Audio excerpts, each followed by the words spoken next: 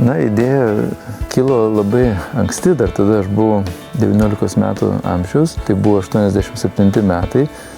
Toks laikotarpis, kada jau sklandė tokios liberalizmo idėjos Lietuvoje, čia tas Gorbačiovo valdymo laikotarpis ir iš seno geografijos vadovėlio aš sužinojau, kad Europos geografinis centras netoliese Vilniaus. Ir ta idėja man pasirodė tokia globali, būti Europos centru. Pradėjau ieškoti vietos, kuri būtų, vienas dalykas netoli Vilniaus, antras dalykas, kad nebūtų tokio fono urbanizuoto ir trečias, kuris beje svarbiausias, tai kad būtų gera tokia aura, būtų gera erdvė. Po keleto metų, 90-ais, gavau tokį planelį su antspaudu ten urėdo pavaduotojo, kad leidžiama ten valyti miškas, statyti skulptūras. Taip ir prasidėjo tie visi darbai. Pati istorija tokia labiau panašiai svajonė, kuri po truputį buvo lemta išsipildyti. Ir kas įdomiausia, kad po keleto metų Prancūzų nacionalinis geografijos institutas apskaičiavo tikslę vietą Europos geografinio centro ir paaiškėjo, kad jinai vos už kelių kilometrų, kur Europos parkas ir yra su ta idėja ir pradėtas kurti. Parašiau tada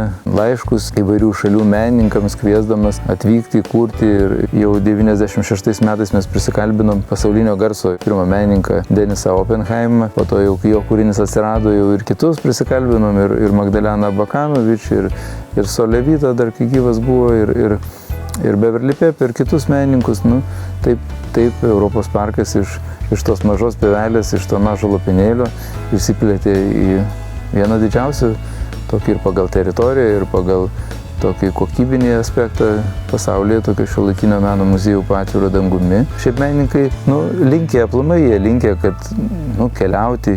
Kita vertus, menininkai, aišku, jiems irgi yra džiaugsmas, kad jų kūrinys atsiranda tarp meno kontekste. Ne tai, kad kur nors ten prie kokio banko, kokio papuošmena, ar ten kokio, kaip sakyti, ne menui skirtoj erdvėj, bet iš tiesų, tai yra menininko, kiekvienas siekinys, jeigu įmanoma kažkaip įgyvendinti jo tą idėją.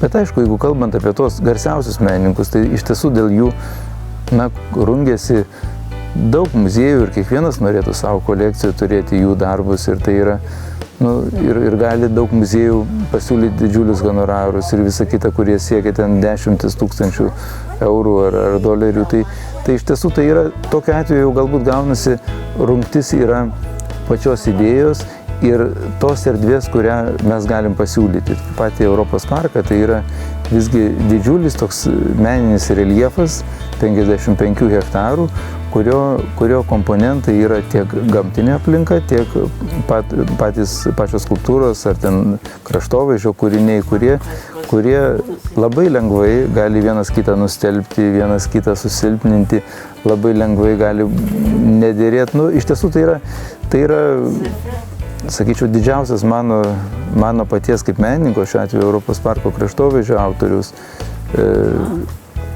kūrybinis darbas.